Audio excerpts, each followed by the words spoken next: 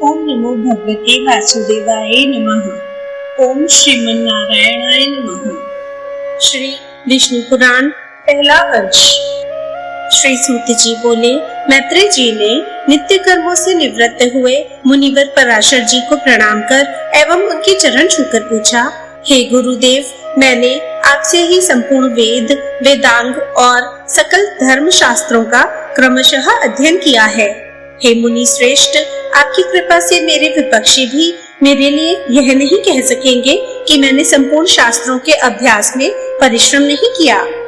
हे धर्मज्ञ, हे महाभाग, अब मैं आपके मुखारविंद से यह सुनना चाहता हूँ कि यह जगत किस प्रकार उत्पन्न हुआ और आगे भी दूसरे कल्प के आरंभ में कैसे उत्पन्न होगा, तथा हे ब्राह्मण, इस संसार का उत्पादन कारण क्या है? यह संपूर्ण चराचर जगत किससे उत्पन्न हुआ है? यह पहले किसमें लीन था और आगे किसमें लीन हो जाएगा?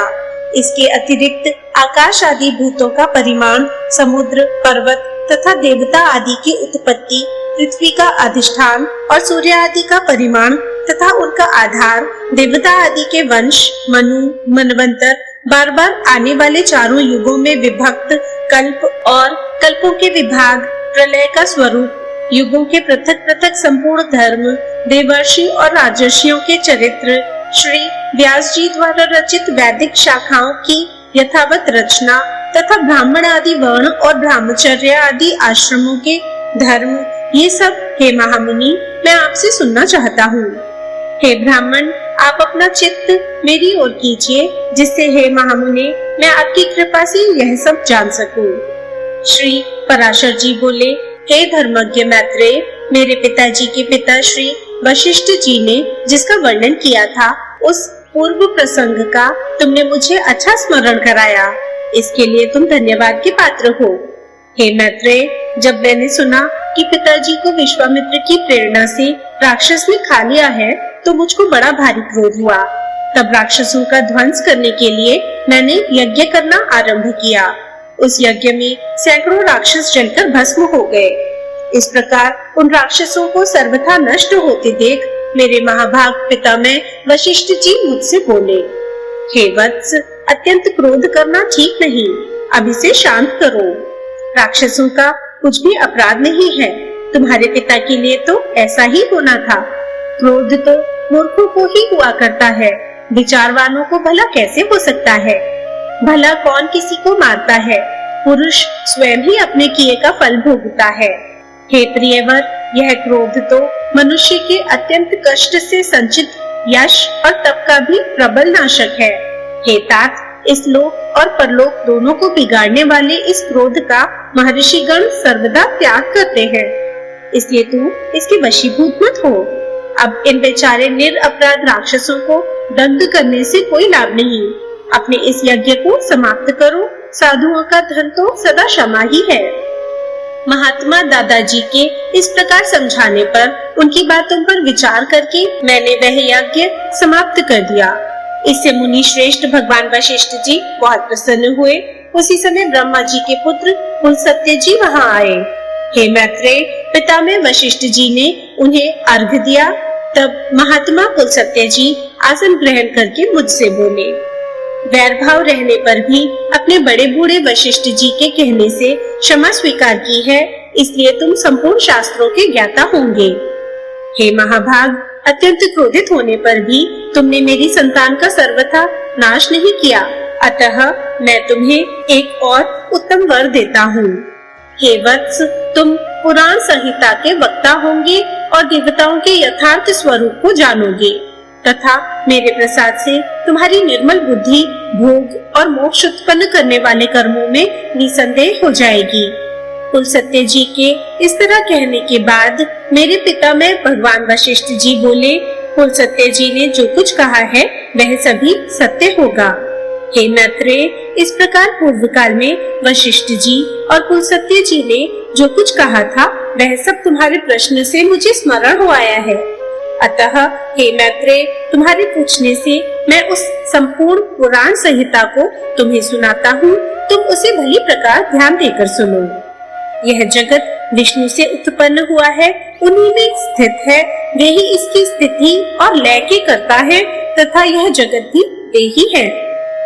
श्री पराशर जी बोले, जो ब्रह्मा, विष्णु और शंकर रूप से जगत की उत्पत्ति, स्थिति और संहार के कारण है तथा अपने भक्तों को संसार सागर से तारने वाले हैं, उन विकार रहित, शुद्ध, अविनाशी परमात्मा सर्व विजयी भगवान वासुदेव विष्णु को नमस्कार है, जो एक होकर भी नाना रूप वाले हैं, स्थूल सूक्ष्ममय हैं, अव्यक्त एवं व्यक्त रूप है तथा अपने अनन्य भक्तों की मुक्ति के कारण है, उन श्री विष्णु भगवान को नमस्कार है।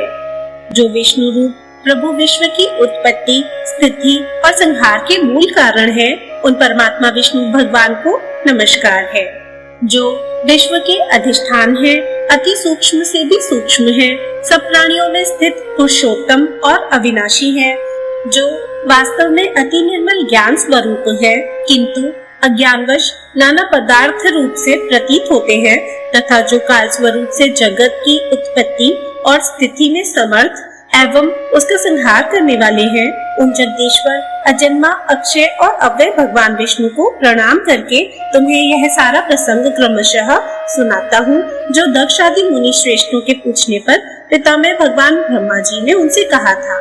वह प्रसंग दक्ष आदि मुनियों ने नर्मदा तट पर राजा पुरुकुत्स को सुनाया था तथा पुरुकुत्स ने सारस्वत से और सारस्वत ने मुझसे कहा था।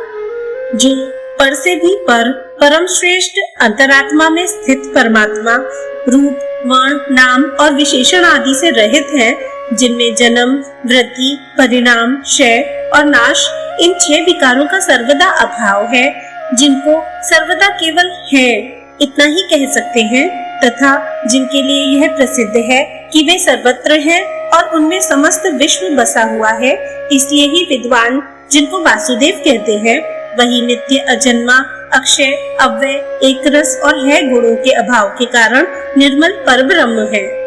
वही इन व्यक्त और अव्यक्त जगत के रूप से तथा इसके साक्षी पुरुष और महाकारण काल के रूप में स्थित है। हे द्विज, परब्रह्म का प्रथम रूप पुरुष है, अव्यक्त और व्यक्त उनके अन्य रूप है तथा सबको विचलित करने वाला होने से काल उसका परम रूप है। इस प्रकार जो प्रधान, पुरुष, व्यक्त और काल इन चारों से परे हैं तथा जिसे पंडित जन ही देख पाते हैं, वही भगवान विष्णु का परम पद है। प्रधान, पुरुष, व्यक्त और काल ये भगवान विष्णु के रूप पृथक पृथक संसार की उत्पत्ति, पालन और संहार के प्रकाश तथा उत्पादन में कारण है। भगवान विष्णु जो व्यक्त, अव्यक्त, पुरुष और काल रूप से स्थित होते हैं, इसे उनकी बाल्यकाल में की गई क्रीड़ा ही समझो। उनमें से अव्यक्त कारण को जो प्रकृति शक्ति की विशेषता से युक्त है और नित्य है, श्रेष्ठ मुनिजन प्रधान तथा सूक्ष्म प्रकृति कहते हैं। वह क्षय रहित है, उसका कोई अन्य आधार भी नहीं है तथा अप्रमेय, अजर, निश्चल शब्द, स्पर्श आदि से शून्य और रूप आदि से रहित है। वह त्रिगुणमय और जगत का कारण है तथा स्वयं अनादि एवं उत्पत्ति और लय से रहित है। यह संपूर्ण प्रपंच प्रलय काल से लेकर सृष्टि से लेकर आदि तक उसी से व्याप्त था। हे मैत्रेय, श्रुति के मर्म को जानने वाले श्रुति परायण महात्मा गण इसी अर्थ को लक्ष्य करके इस निम्नलिखित श्लोक को कहा करते हैं। उस समय प्रलय काल में ना दिन था, ना रात्रि थी, ना आकाश था, ना पृथ्वी थी, ना अंधकार था, ना प्रकाश था और ना इनके अतिरिक्त और कुछ ही था। बस कान आदि इंद्रियों और बुद्धि आदि का अविषय एक प्रधान ब्रह्म पुरुष ही था। हे विप्र, विष्णु के परम स्वरूप से प्रधान और पुरुष ये 2 रूप हुए हैं। उसी विष्णु के जिस अन्य रूप के द्वारा वे दोनों सृष्टि और प्रलय काल में संयुक्त और वियुक्त होते हैं, उस रूपांतर का ही नाम काल है। बीते हुए प्रलय काल में यह व्यक्त प्रपंच प्रकृति में लीन था, इसलिए प्रपंच के इस प्रलय को प्राकृत प्रलय कहते हैं। हे द्विज, काल रूप भगवान अनादि है, इनका अंत नहीं है, इसलिए संसार की उत्पत्ति, स्थिति और प्रलय भी कभी नहीं रुकते। वे प्रवाह रूप से निरंतर होते रहते हैं। हे मैत्रेय, प्रलय काल में प्रकृति की समान अवस्था में स्थित हो जाने पर और पुरुष की प्रकृति से पृथक स्थित हो जाने पर विष्णु भगवान का काल रूप इन दोनों को धारण करने के लिए प्रवृत्त होता है। तदनंतर सर्ग काल उपस्थित होने पर उन परब्रह्म परमात्मा विश्वरूप परमेश्वर ने अपनी इच्छा से विकारी प्रधान और अविकारी पुरुष में प्रविष्ट होकर उनको व्याकुल किया। जिस प्रकार क्रियाशील न होने पर भी गंध अपने निकट होने मात्र से ही मन को भयभीत कर देती है, उसी प्रकार परमेश्वर अपने निकट होने मात्र से ही प्रधान और पुरुष को प्रेरित करते हैं। हे ब्राह्मण, वह पुरुषोत्तम ही इनको शुद्ध करने वाले हैं और वे ही शुद्ध होते हैं तथा संकोच और विकास युक्त प्रधान रूप से भी वे ही स्थित हैं। ब्रह्मा आदि समस्त ईश्वरों के ईश्वर वे विष्णु ही समष्टि व्यष्टि रूप, ब्रह्मा आदि जीव रूप तथा महतत्व रूप से स्थित हैं।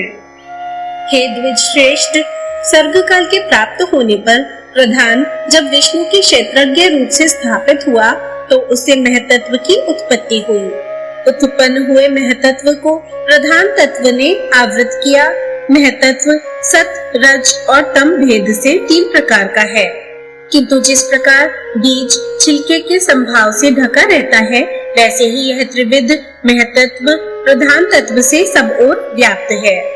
फिर त्रिविध महतत्व से ही सात्विक, राजस और तामस भूत आदि 3 प्रकार का अहंकार उत्पन्न हुआ।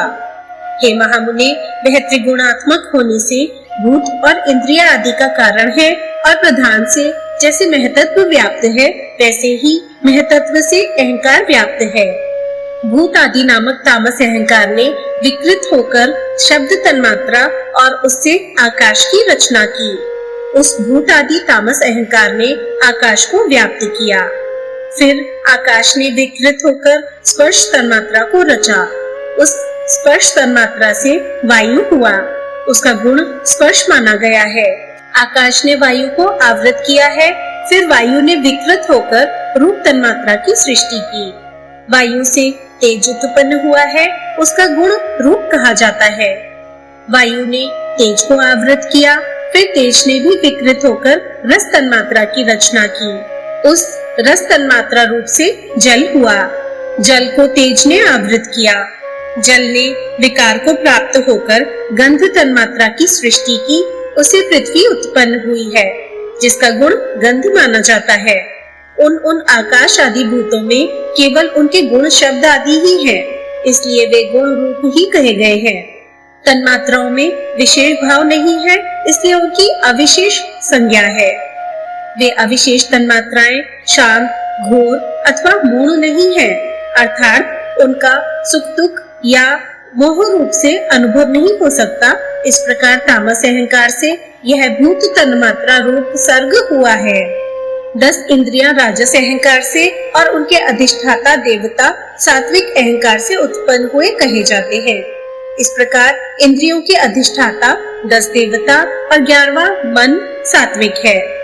हे द्विज, त्वचा, नेत्र, नासिका, जिह्वा और कान, ये पांचों बुद्धि की सहायता से शब्द आदि विषयों को ग्रहण करने वाली 5 ज्ञानेंद्रियां हैं। हे मैत्रेय, गुदा, लिंग, हाथ, पैर और वाणी 5 कर्मेंद्रियां हैं। इनके कर्म मलमूत्र का त्याग, शिल्प, गति और वचन बताए जाते हैं। आकाश, वायु, तेज, जल और पृथ्वी, ये पांचों भूत क्रमशः शब्द, स्पर्श आदि 5 गुणों से युक्त हैं।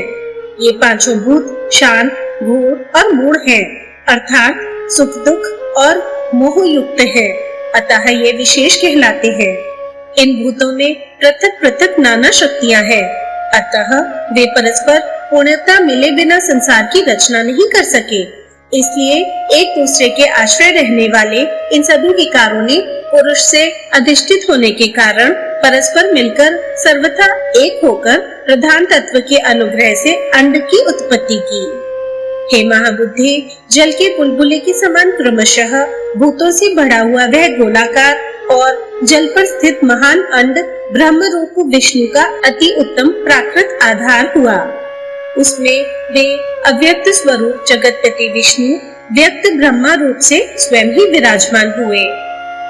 उन महात्मा ब्रह्मा का सुमेरु पर्वत, गर्भ को ढकने वाली झिल्ली, अन्य पर्वत गर्भाशय तथा समुद्र गर्भाशय का रस था।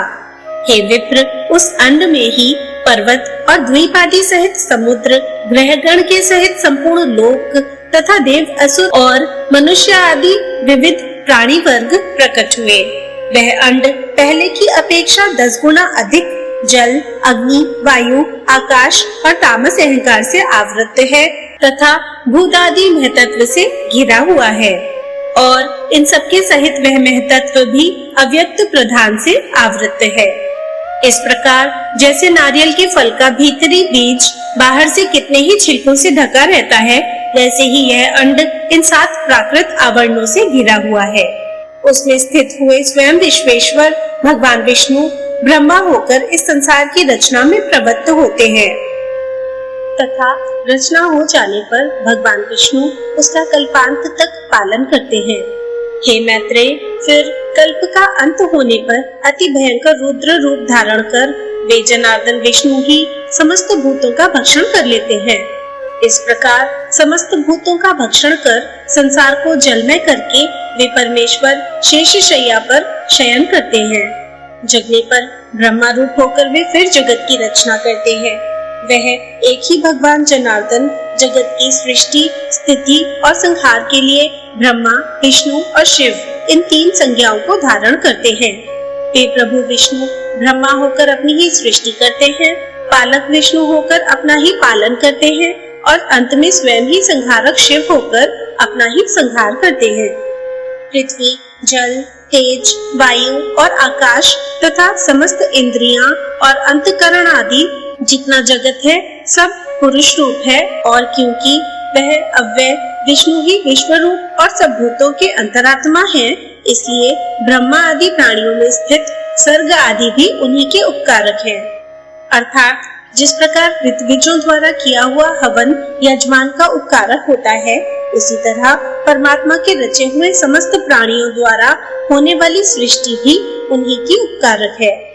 सर्वस्वरूप, श्रेष्ठ, वरदायक और प्रार्थना के योग्य भगवान विष्णु ही ब्रह्मा आदि अवस्थाओं द्वारा रचने वाले हैं। वे ही रचे जाते हैं, वे ही पालते हैं, वे ही पालित होते हैं तथा वे ही संहार करते हैं और स्वयं ही संहार होते हैं। श्री मैत्रेय जी बोले, हे भगवान, जो ब्रह्मा निर्गुण, अप्रमेय, शुद्ध और निर्मल आत्मा है, उसका सर्ग आदि का कर्ता होना कैसे सिद्ध हो सकता है? श्री पराशर जी बोले, हे तपस्वियों में श्रेष्ठ मैत्रेय, समस्त भाव पदार्थों की शक्तियां अचिंत्य ज्ञान की विषय होती हैं। ब्रह्मा को सर्ग आदि की रचना के लिए शक्तियां स्वाभाविक हैं। अब जिस प्रकार नारायण नामक लोक पितामह ब्रह्मा जी सृष्टि की रचना में प्रवृत्त होते हैं, उसे सुनो। हे अनग, वे सदा उपचार से ही उत्पन्न हुए कहलाते हैं। उनके अपने परिमाण से उनकी आयु 100 वर्ष की कही जाती है। वह 100 वर्ष पर कहलाते हैं, उसका आधा पराद्र कहलाता है। हे अनग, मैंने जो तुमसे विष्णु भगवान का काल स्वरूप कहा था, उसी के द्वारा उस ब्रह्मा की तथा और भी जो पृथ्वी, पर्वत, समुद्र आदि चराचर जीव हैं, उनकी आयु का परिमाण किया जाता है। हे मुनि श्रेष्ठ, 15 निवेश को काष्ठा कहते हैं। 30 काष्ठा की एक कला तथा 30 कला का एक मुहूर्त होता है। 30 मुहूर्त का मनुष्य का एक दिन रात कहा जाता है और उतने ही दिन रात का एक मास होता है। 6 महीनों का एक अयन और दक्षिणायन तथा उत्तरायण 2 अयन मिलकर एक वर्ष होता है। दक्षिणायन देवताओं की रात्रि है और उत्तरायण देवताओं का दिन है। देवताओं के 12,000 वर्षों के सतयुग, त्रेता, द्वापर और कलयुग नामक 4 युग होते हैं। उनका अलग अलग परिमाण में तुम्हें सुनाता हूँ। पुरातत्व के जानने वाले सतयुग आदि का परिमाण क्रमशः 4, 3, 2 और 1000 दिव्य वर्ष बताते हैं।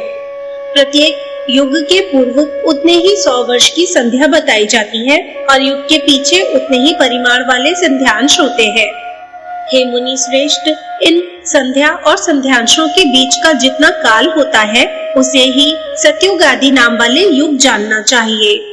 हे मुने, सतयुग, त्रेता, द्वापर और कली ये मिलकर चतुर्युग कहलाते हैं। ऐसे 1000 चतुर्युग का ब्रह्मा का एक दिन होता है। ब्रह्मा के एक दिन में 14 मनु होते हैं। उनका कालकृत परिमाण सुनो। सप्तर्षि, देवगण, इंद्र, मनु, मनु के पुत्र और राजा लोग एक ही काल में रचे जाते हैं और एक ही काल में उनका संहार किया जाता है। हे सत्तम, 71 चतुर्युग से कुछ अधिक काल का एक मनवंतर होता है। यही मनु और देवता आदि का काल है। इस प्रकार दिव्य वर्ष गणना से एक मनवंतर में 8,52,000 वर्ष बताए जाते हैं। तथा हे महामुने, मानवीय वर्ष गणना के अनुसार मनवंतर का परिमाण पूरे 30,67,20,000 वर्ष है, इससे अधिक नहीं। इस काल का 14 गुना ब्रह्मा का दिन होता है। इसके अनंतर नैमित्तिक नाम वाला ब्रह्म प्रलय होता है।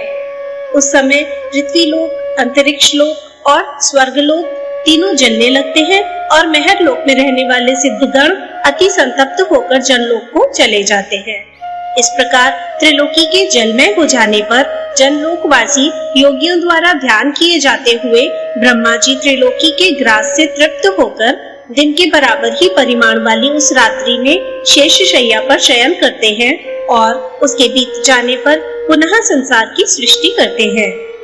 इसी प्रकार पक्ष, मास आदि गणना से ब्रह्मा का 1 वर्ष और फिर 100 वर्ष होते हैं। ब्रह्मा के 100 वर्ष ही उस ब्रह्मा की सर्वाधिक आयु है। हे अनग, उन ब्रह्मा जी का एक पराद्र बीत चुका है। उसके अंत में पद्म नाम से विख्यात महाकल्प हुआ था। हे द्विज, इस समय वर्तमान उनके दूसरे पराद्र का यह वाराह नामक पहला कल्प कहा गया है। श्री मैत्रेय बोले, हे महामुने, कल्प के आदि में भगवान ब्रह्मा जी ने जिस प्रकार समस्त भूतों की रचना की वह आप वर्णन कीजिए। श्री पराशर जी बोले, प्रजापतियों के स्वामी भगवान ब्रह्मा जी ने जिस प्रकार प्रजा की सृष्टि की थी वह मुझसे सुनो। पिछले कल्प का अंत होने पर रात्रि में सोकर उठने पर सत्व गुण से युक्त भगवान ब्रह्मा जी ने संपूर्ण लोगों को शून्य में देखा। वे भगवान नारायण पर हैं, अचिंत्य हैं, ब्रह्मा शिव आदि ईश्वरों के भी ईश्वर हैं, ब्रह्म स्वरूप हैं, अनादि हैं और सबकी उत्पत्ति के स्थान हैं। मनु आदि स्मृतिकार उन ब्रह्म स्वरूप श्री नारायण देव के विषय में जो इस जगत की उत्पत्ति और लय के स्थान है यह श्लोक कहते हैं।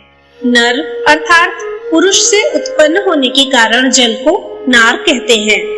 वह नार ही उनका प्रथम अयन स्थान अर्थात निवास स्थान है, इसलिए भगवान को नारायण कहते हैं।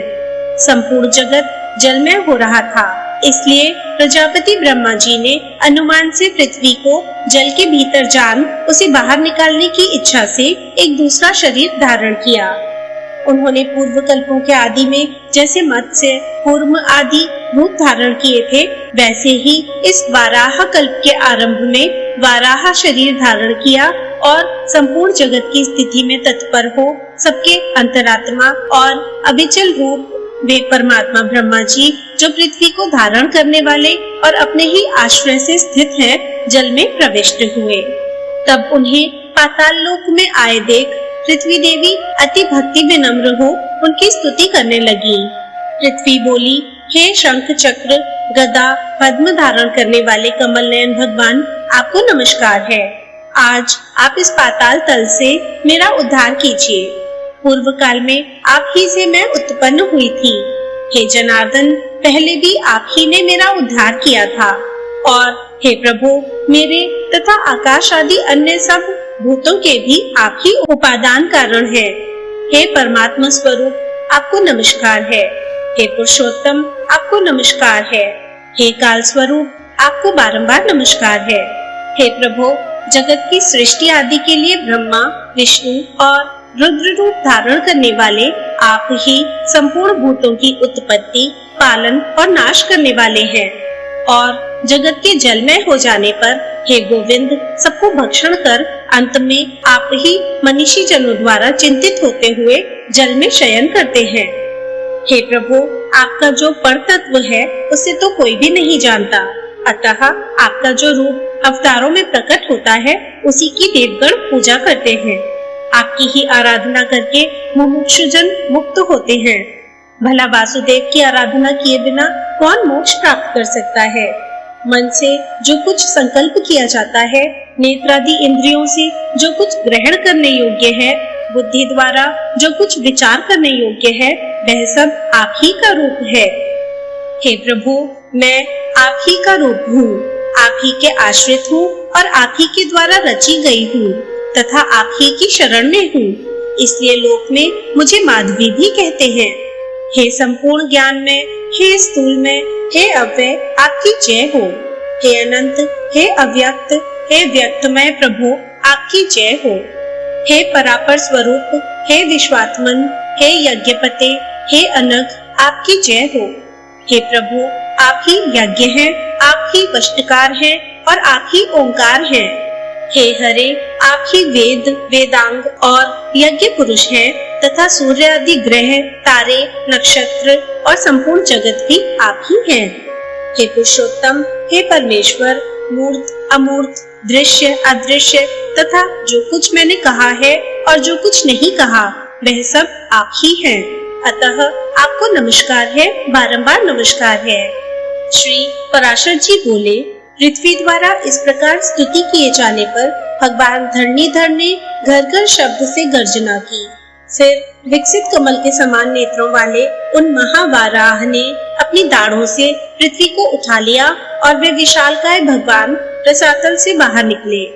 निकलते समय उनके मुख के श्वास से उछलते हुए जल ने जनलोक में रहने वाले महातेजस्वी और निष्पाप सनंदन आदि मुनीश्वरों को भिगो दिया।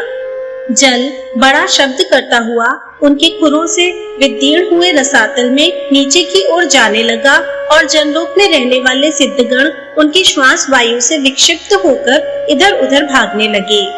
जिनकी कुक्षी जल में भीगी हुई है, वे महावाराह जिस समय अपने वेदमय शरीर को कंपाते हुए पृथ्वी को लेकर बाहर निकले, उस समय उनकी रोमावली में स्थित मुनिजन स्तुति करने लगे। उन धराधर भगवान की जनलोक में रहने वाले सनंदन आदि योगीश्वरों ने प्रसन्न चित्त से अति नम्रता पूर्वक सिर झुकाकर इस प्रकार स्तुति की। हे ईश्वरों के भी परमेश्वर, हे केशव, हे शंख गदाधर, हे खड़ग चक्रधारी प्रभु, आपकी जय हो। आप ही संसार की उत्पत्ति, स्थिति और नाश के कारण हैं तथा आप ही ईश्वर हैं और जिसे परमपद कहते हैं वह भी आपके अतिरिक्त और कुछ नहीं है। हे प्रभु, आप ही यज्ञ पुरुष हैं, आपके चरणों में चारों वेद हैं, दांतों में यज्ञ है, हुताशन यज्ञ अग्नि आपकी जिह्वा है तथा कुशाएं रोमावली है।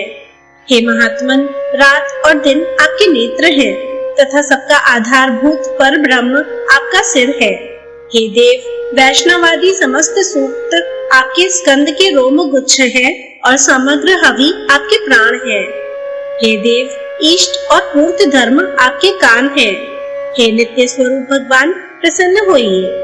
हे अक्षर, हे विश्व मूर्ते, अपने पैर के प्रहार से भूमंडल को व्याप्त करने वाले आपको हम विश्व के आदि कारण समझते हैं।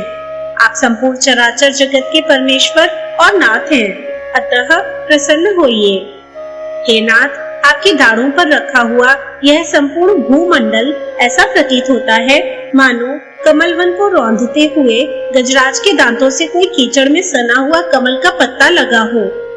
हे अनुपम प्रभावशाली प्रभु, पृथ्वी और आकाश के बीच में जितना अंतर है वह आपके शरीर से ही व्याप्त है। हे विश्व को व्याप्त करने में समर्थ तेज युक्त प्रभु, आप विश्व का कल्याण कीजिए। हे जगतपते, परमार्थ तो एकमात्र आप ही हैं, आपके अतिरिक्त और कोई भी नहीं है। यह आपकी ही माया है जिससे यह संपूर्ण चराचर जगत व्याप्त है। यह जो कुछ भी मूर्तिमान जगत दिखाई देता है, ज्ञान स्वरूप आप ही का रूप है। अजितेंद्रिय लोग भ्रम से इसे जगत रूप देखते हैं। इस संपूर्ण ज्ञान स्वरूप जगत को बुद्धिहीन लोग अर्थ रूप देखते हैं, अतः वे निरंतर मोह माया के संसार सागर में भटकते रहते हैं। हे परमेश्वर, जो लोग शुद्ध चित्त और विज्ञान वेदता है, वे इस संपूर्ण संसार को आपका ज्ञानात्मक स्वरूप ही देखते हैं। हे भगवान, प्रसन्न होइए। हे कमल नयन, संसार के निवास के लिए पृथ्वी का उद्धार करके हमको शांति प्रदान कीजिए। हे भगवान, हे गोविंद, इस समय आप सत्व प्रधान हैं। अतः हे ईश, जगत की सृष्टि के लिए आप इस पृथ्वी का उद्धार कीजिए और हे कमल नयन, हमको शांति प्रदान कीजिए। आपके द्वारा यह स्वर्ग की प्रवृत्ति संसार का उपकार करने वाली हो। हे कमल नयन, आपको नमस्कार है, आप हमको शांति प्रदान कीजिए। श्री पराशर जी बोले, इस प्रकार स्तुति किए जाने पर पृथ्वी को धारण करने वाले परमात्मा वाराह जी ने उसे शीघ्र ही उठाकर अपार जल के ऊपर स्थापित कर दिया। उस जल समूह के ऊपर वह एक बहुत बड़ी नौका के समान स्थित है और बहुत विस्तृत आकार होने के कारण उसमें डूबती नहीं है। फिर उन अनादि परमेश्वर ने पृथ्वी को समतल कर उस पर जहाँ तहाँ पर्वतों को विभाग करके स्थापित कर दिया। श्री भगवान ने अपने अमोघ प्रभाव से पूर्व कल्प के अंत में दग्ध हुए समस्त पर्वतों को पृथ्वी तल पर यथास्थान रच दिया। तदनंतर उन्होंने सप्तद्वीप आदि क्रम से पृथ्वी का यथायोग्य विभाग कर भूलोक आदि चारों लोकों की पूर्ववत कल्पना कर दी। फिर उन भगवान हरि ने रजोगुण से युक्त हो चतुर्मुखधारी ब्रह्मा रूप धारण कर सृष्टि की रचना की। सृष्टि की रचना में भगवान तो केवल निमित्त मात्र ही है, क्योंकि उसकी प्रधान कारण तो सृज्य पदार्थों की शक्तियां ही हैं। हे मैत्रेय, वस्तुओं की रचना में निमित्त मात्र को छोड़कर और किसी बात की आवश्यकता नहीं है, क्योंकि वस्तु तो अपनी ही शक्ति से वस्तुता को प्राप्त हो जाती है।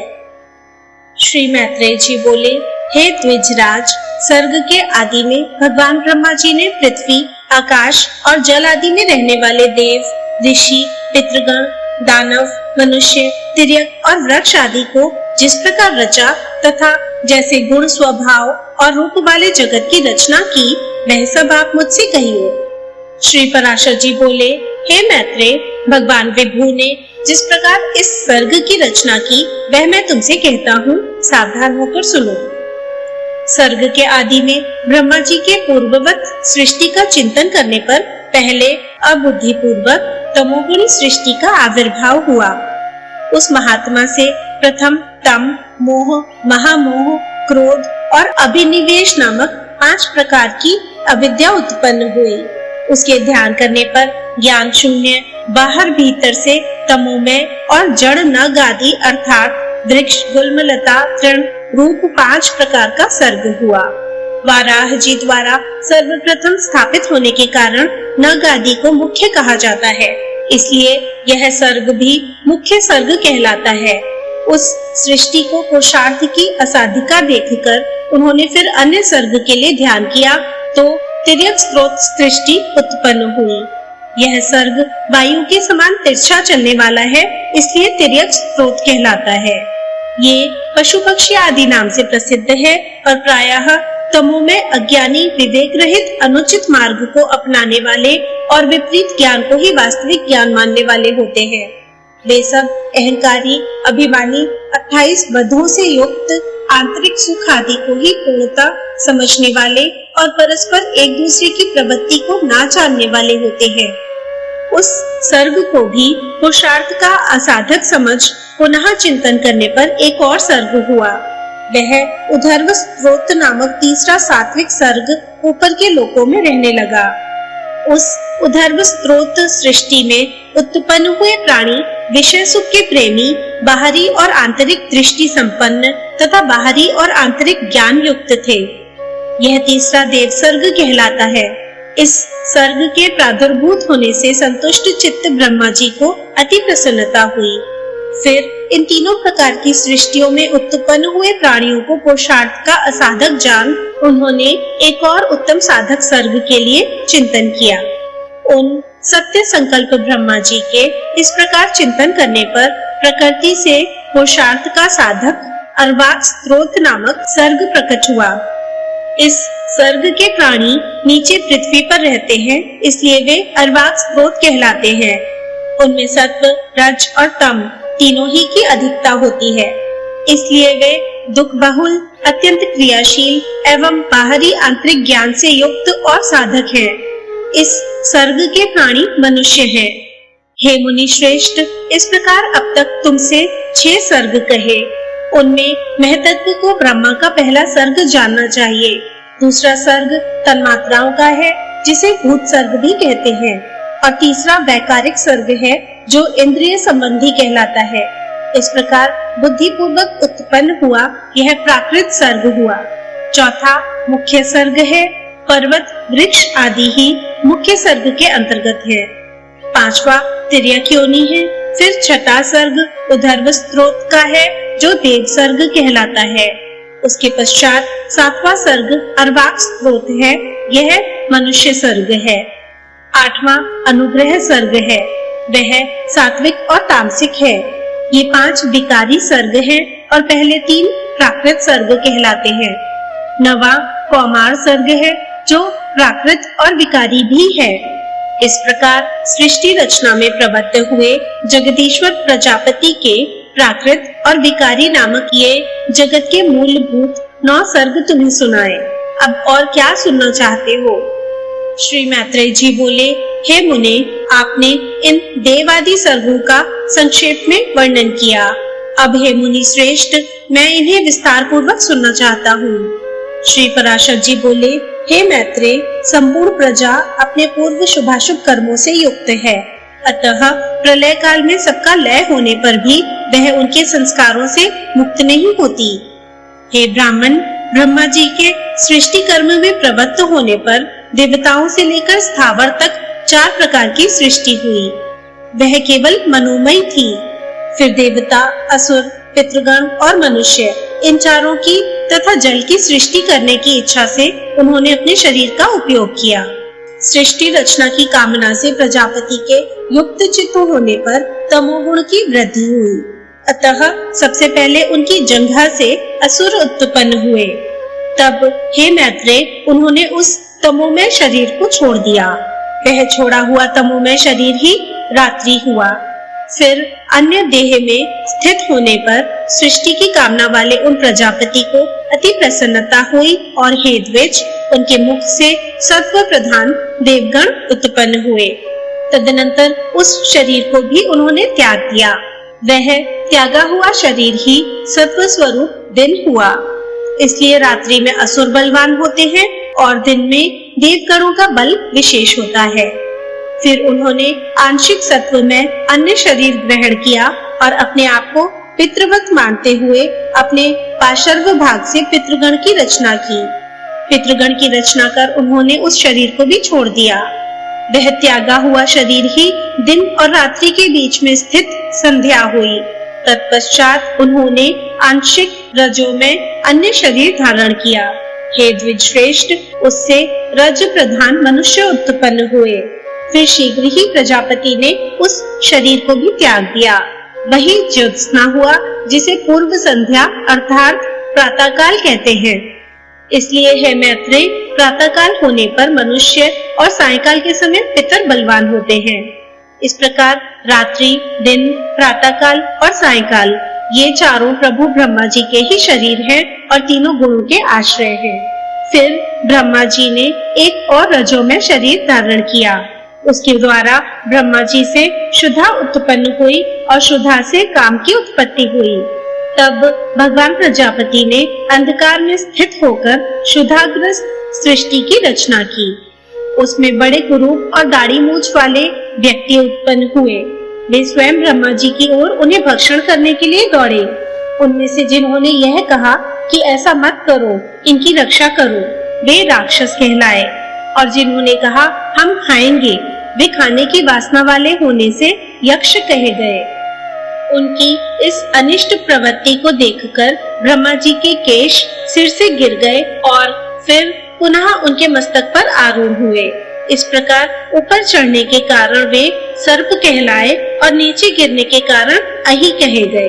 तदनंतर जगत रचयिता ब्रह्मा जी ने क्रोधित होकर क्रोध युक्त प्राणियों की रचना की।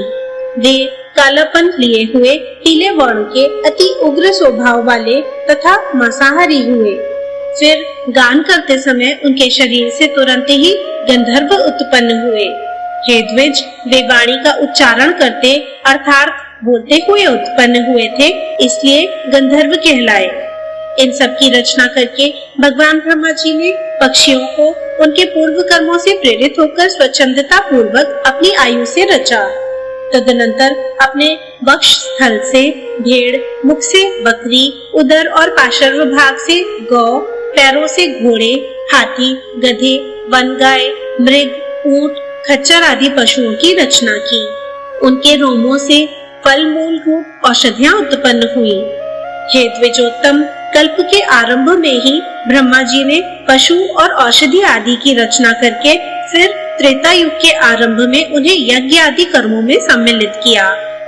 गौ, बकरी, पुरुष, भेड़, घोड़े, खच्चर और गधे ये सब गांव में रहने वाले पशु हैं। जंगली पशु ये हैं शेर, व्याघ्र आदि, 2 खुर वाले वनगाय आदि, हाथी, बंदर और 5वें पक्षी, 6ठे जल के जीव तथा 7वें सरीसर्प आदि। फिर अपने प्रथम मुख से ब्रह्मा जी ने गायत्री, ऋक्, त्रिव्रत सोम, रथंतर और अग्निष्टोम यज्ञों को निर्मित किया। दक्षिण मुख से यजु, त्रिष्टुप छंद, पंचदश टोम, रजसाम तथा उक्त की रचना की। पश्चिम मुख से सोम, जगती छंद, सप्तदशतोम, वैरूप और अतिरात्र को उत्पन्न किया तथा उत्तर मुख से उन्होंने 21 स्तोम, अथर्ववेद, आप्तोर्यमान, अनुष्टुप छंद और वैराज की सृष्टि की। इस प्रकार उनके शरीर से समस्त ऊंच नीच प्राणी उत्पन्न हुए। उन आदिकर्ता प्रजापति भगवान ब्रह्मा जी ने देव, असुर, पितृगण और मनुष्यों की सृष्टि कर तदनंतर कल्प का आरंभ होने पर फिर यक्ष, पिशाच, गंधर्व, अप्सरागण, मनुष्य, किन्नर, राक्षस, पशु, पक्षी, मृग और सर्प आदि संपूर्ण नित्य एवं अनित्य स्थावर जंगम जगत की रचना की। उनमें से जिनके जैसे जैसे कर्म पूर्व कल्पों में थे, पुनः पुनः सृष्टि होने पर उनकी उन्हीं में फिर प्रवृत्ति हो जाती है। उस समय हिंसा, अहिंसा, कोमलता, कठोरता, धर्म, अधर्म, सत्य, मिथ्या ये सब अपनी पूर्व भावना के अनुसार उन्हें प्राप्त हो जाते हैं। इसी से ये उन्हें अच्छे लगने लगते हैं। इस प्रकार प्रभु विधाता ने ही स्वयं इंद्रियों के विषय भूत और शरीर आदि में विभिन्नता और व्यवहार को उत्पन्न किया है। उन्हीं ने कल्प के आरंभ में देवता आदि प्राणियों के वेद अनुसार नाम और रूप तथा कार्य विभाग को निश्चित किया है। ऋषियों तथा अन्य प्राणियों के भी वेद अनुकूल नाम और यथा योग्य कर्मों को उन्होंने बताया है। जिस प्रकार भिन्न भिन्न ऋतुओं के पुनः पुनः आने पर उनके चिन्ह और नाम रूप आदि पूर्ववत रहते हैं, उसी प्रकार युग आदि में भी उनके पूर्व भाव ही देखे जाते हैं। सृष्टि रचना की इच्छा रूप शक्ति से युक्त वे ब्रह्मा जी सृष्टि के आरंभ की प्रेरणा से कल्पों के आरंभ में बारंबार इसी प्रकार सृष्टि की रचना किया करते हैं। श्री मैत्रेय जी बोले, हे भगवान, आपने जो अर्वाक स्त्रोत मनुष्यों के विषय में कहा, उनकी सृष्टि ब्रह्मा जी ने किस प्रकार की, यह विस्तार पूर्वक कहिए। श्री प्रजापति ने ब्राह्मण आदि वर्णों को जिन जिन गुणों से युक्त और जिस प्रकार रचा तथा उनके जो जो कर्तव्य कर्म निर्धारित किए, वह सब वर्णन कीजिए। श्री पराशर जी बोले, हे द्विज श्रेष्ठ, जगत रचना की इच्छा से युक्त सत्य संकल्प श्री ब्रह्मा जी के मुख से पहले सत्व प्रधान प्रजा उत्पन्न हुई। तदनंतर उनके वक्ष स्थल से रज प्रधान तथा जंघाओं से रज और तम विशिष्ट सृष्टि हुई। हे द्विजोत्तम, चरणों से ब्रह्मा जी ने एक और प्रकार की प्रजा उत्पन्न की, वह तम प्रधान थी। ये ही सब चारों वर्ण हुए। इस प्रकार हे द्विज सत्तम, ब्राह्मण, क्षत्रिय, वैश्य और शूद्र ये चारों क्रमशः ब्रह्मा जी के मुख, वक्षस्थल, जानु और चरणों से उत्पन्न हुए। हे महाभाग, ब्रह्मा जी ने यज्ञ अनुष्ठान के लिए ही यज्ञ के उत्तम साधन रूप इस संपूर्ण चारों वर्णों की रचना की थी। हे धर्मज्ञ, यज्ञ से तृप्त होकर देवगण जल बरसाकर प्रजा को तृप्त करते हैं, अतः यज्ञ सर्वथा कल्याण का हेतु है। जो मनुष्य सदा सर्व धर्म परायण, सदाचारी, सज्जन और सुमार्गगामी होते हैं, उन्हीं से यज्ञ का यथावत अनुष्ठान हो सकता है। हे मुने, यज्ञ के द्वारा मनुष्य इस मनुष्य शरीर से ही स्वर्ग और अपवर्ग प्राप्त कर सकते हैं तथा और भी जिस स्थान की उन्हें इच्छा हो उसी को जा सकते हैं। हे मुनि सत्तम, ब्रह्मा जी द्वारा रची हुई वह चारों वर्णों विभाग में स्थित प्रजा अति श्रद्धा युक्त आचरण वाली, स्वेच्छानुसार रहने वाली, संपूर्ण बाधाओं से रहित, शुद्ध अंतकरण वाली, सत्कुल में उत्पन्न और पुण्य कर्मों के अनुष्ठान से परम पवित्र थी। उसका चित्त शुद्ध होने के कारण उसमें निरंतर शुद्ध स्वरूप श्री हरि के विराजमान रहने से उन्हें शुद्ध ज्ञान प्राप्त होता है, जिससे वे भगवान के उस विष्णु नामक परम पद को देख पाते हैं। फिर त्रेता युग के आरंभ में हमने तुमसे भगवान के जिस काल नामक अंश का पहले वर्णन किया है, वह अति अल्प सुख देने वाले, तुच्छ और घोर दुखमय पापों को प्रजा में प्रवृत्त कर देता है। हे मैत्रेय, उससे प्रजा में पुरुषार्थ का विघातक तथा अज्ञान और लोभ को उत्पन्न करने वाला राग आदि रूप अधर्म का बीज उत्पन्न हो जाता है। तभी से उसे वह विष्णु पद प्राप्ति रूप स्वाभाविक सिद्धि और रस उल्लास आदि अन्य अष्ट सिद्धियां नहीं मिलती। उन समस्त सिद्धियों के क्षीण हो जाने और पाप के बढ़ जाने से फिर संपूर्ण प्रजा द्वंद्व, अभाव और दुख से आतुर हो गई। तब उसने मरुभूमि, पर्वत और जल आदि के स्वाभाविक तथा कृत्रिम दुर्ग और पुर तथा खरवट आदि स्थापित किए। हे महामते, उन पुर आदि में शीत और घाम आदि बाधाओं से बचने के लिए उसने यथा योग्य घर बनाए। इस प्रकार शीत और घाम आदि से बचने का उपाय करके उस प्रजा ने जीविका के साधन रूप कृषि तथा कला कौशल आदि की रचना की। हे मनु, धान, जौ, गेहूं, छोटे धान्य, तिल, कांगनी, ज्वार, कोदो, छोटी मटर, उड़द, मूंग, मसूर, बड़ी मटर, कुल्थी, राई, चना और सन, ये 17 ग्राम औषधियों की जातियां हैं। ग्राम्य और वन्य दोनों प्रकार की मिलाकर कुल 14 औषधियां याज्ञिक हैं। उनके नाम ये हैं: धान, जौ, उड़द, गेहूं, छोटे धान्य, तिल, कांगनी और कुल्थी। ये 8 तथा समा, नीबार, वनतिल, गवेधु, वेणुयव और मक्का, ये 14 ग्राम्य और वन्य औषधियां यज्ञ अनुष्ठान की सामग्री है और यज्ञ इनकी उत्पत्ति का प्रधान हेतु है। यज्ञों के सहित ये औषधियां प्रजा की वृद्धि का परम कारण है। इसलिए इस लोक और परलोक के ज्ञाता पुरुष यज्ञों का अनुष्ठान किया करते हैं। हे मुनि श्रेष्ठ, नित्य प्रति किया जाने वाला यज्ञ अनुष्ठान मनुष्यों का परम उपकारक और उनके किए हुए पापों को शांत करने वाला है। हे महामुनि, जिनके चित्त में काल की गति से पाप का बीज बढ़ता है, उन्हीं लोगों का चित्त यज्ञ में प्रवृत्त नहीं होता। उन यज्ञ के विरोधियों ने वैदिक मत, वेद और यज्ञ आदि कर्म सभी की निंदा की है। वे लोग दुरात्मा, दुराचारी, कुटिलमती, वेद विनिदक और प्रवृत्ति मार्ग का उच्छेद करने वाले ही थे। हे धर्मवानों में श्रेष्ठ मैत्रेय, इस प्रकार कृषि आदि जीविका के साधनों के निश्चित हो जाने पर प्रजापति ब्रह्मा जी ने प्रजा की रचना कर उनके स्थान और गुणों के अनुसार मर्यादा, वर्ण और आश्रमों के धर्म तथा अपने धर्म का भली प्रकार पालन करने वाले समस्त वर्णों के लोग आदि की स्थापना की। कर्मनिष्ठ ब्राह्मणों का स्थान पितृलोक है, युद्ध क्षेत्र से कभी ना हटने वाले क्षत्रियों का इंद्रलोक है तथा अपने धर्म का पालन करने वाले वैश्यों का वायुलोक और सेवा धर्म परायण शूद्रों का गंधर्व लोक है। 88,000 उधर्व रेता मुनि हैं, उनका जो स्थान बताया गया है वही गुरुकुलवासी ब्रह्मचारियों का स्थान है। इसी प्रकार वनवासी वानप्रस्थों का स्थान सप्तर्षि लोक, गृहस्थों का पितृलोक और सन्यासियों का ब्रह्मलोक है तथा आत्म अनुभव से तृप्त योगियों का स्थान मोक्ष है। जो निरंतर एकांत सेवी और ब्रह्म चिंतन में मग्न रहने वाले योगी जन है, उनका जो परम स्थान है उसे पंडित जन ही देख पाते हैं। चंद्र और सूर्य आदि ग्रह भी अपने अपने लोकों में जाकर फिर लौट आते हैं, किंतु 12 अक्षर मंत्र ओम नमो भगवते वासुदेवाय का चिंतन करने वाले अभी तक मोक्ष पद से नहीं लौटे। कामेस्त्र, अंधतामेस्त्र, महारौरव, रौरव, असिपत्र वन, घोर, कालसूत्र और अविचिकादि जो नरक हैं, वे वेदों की निंदा और यज्ञों का उच्छेद करने वाले तथा स्वधर्म विमुख पुरुषों के स्थान कहे गए हैं। श्री पराशर जी बोले, फिर उन प्रजापति के ध्यान करने पर उनके देह स्वरूप भूतों से उत्पन्न हुए शरीर और इंद्रियों के सहित मानस प्रजा उत्पन्न हुई। उस समय मतिमान ब्रह्मा जी के जड़ शरीर से ही चेतन जीवों का प्रादुर्भाव हुआ। मैंने पहले जिनका वर्णन किया है, देवताओं से लेकर स्थावर तक वे सभी त्रिगुणात्मक चर और अचर जीव इसी प्रकार उत्पन्न हुए।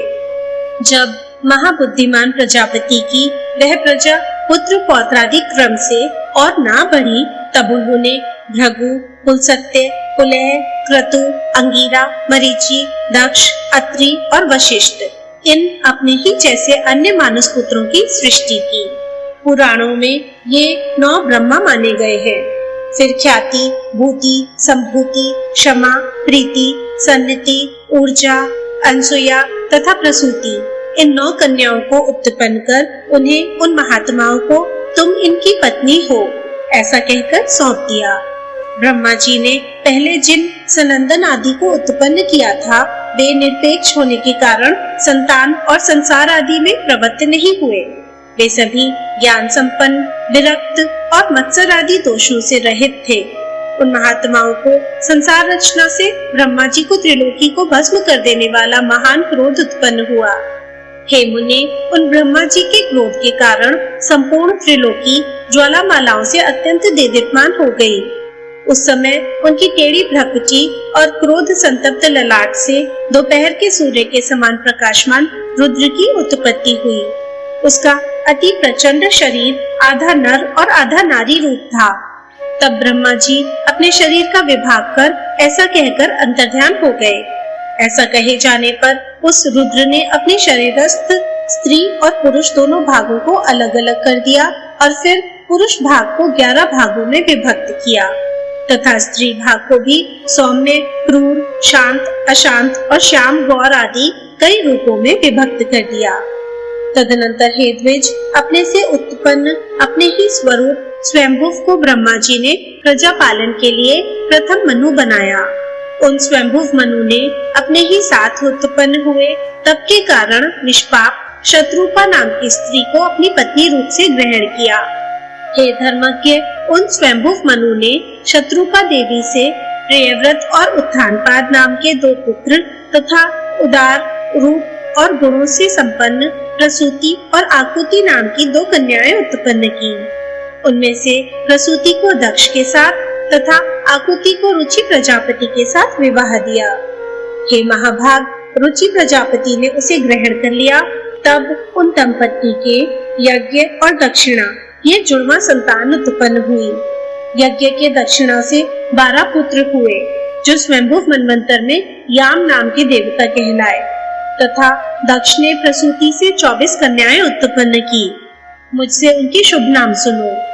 श्रद्धा, लक्ष्मी, धृति, तुष्टि, मेधा, पुष्टि, प्रिया, बुद्धि, लज्जा, वपु, शांति, सिद्धि और 13वीं कीर्ति। इन दक्ष कन्याओं को धर्म ने पत्नी रूप से ग्रहण किया। इनसे छोटी शेष 11 कन्याएं ख्याति, सती, संभूति, स्मृति, प्रीति, क्षमा, संतति, अनसुया, ऊर्जा, स्वाहा और स्वधा थीं। हे मुनि सत्तम, इन ख्याति आदि कन्याओं को क्रमशः भृगु, शिव, मरीचि, अंगिरा, पुलस्त्य, पुलह, क्रतु, अत्रि, वशिष्ठ इन मुनियों तथा अग्नि और पितरों ने ग्रहण किया। श्रद्धा से काम, लक्ष्मी से दर्प, धृति से नियम, तुष्टि से संतोष और पुष्टि से लोभ की उत्पत्ति हुई तथा मेधा से श्रुत, क्रिया से दंड, नय और विनय, बुद्धि से बोध, लज्जा से विनय, वपु से उसका पुत्र व्यवसाय, शांति से क्षेम, सिद्धि से सुख और कीर्ति से यश का जन्म हुआ। यही धर्म के पुत्र हैं। रति ने काम से धर्म के पौत्र हर्ष को उत्पन्न किया। अधर्म की स्त्री हिंसा थी, उससे अमृत नामक पुत्र और निकृति नाम की कन्या उत्पन्न हुई। उन दोनों से भय और नरक नाम के पुत्र तथा उनकी पत्नियां माया और वेदना नाम की कन्याएं हुई। उनमें से माया ने समस्त प्राणियों का संहार करता मृत्यु नामक पुत्र उत्पन्न किया। वेदना ने भी रौरव नामक नरक के द्वारा अपने पुत्र दुख को जन्म दिया और मृत्यु से व्याधि, जरा, शोक, तृष्णा और क्रोध की उत्पत्ति हुई। ये सब अधर्म रूप है और दुखोत्तर नाम से प्रसिद्ध है, क्योंकि इनसे परिणाम में दुख ही प्राप्त होता है। इनके ना कोई स्त्री है और ना संतान, ये सब उधर्व रेखता है।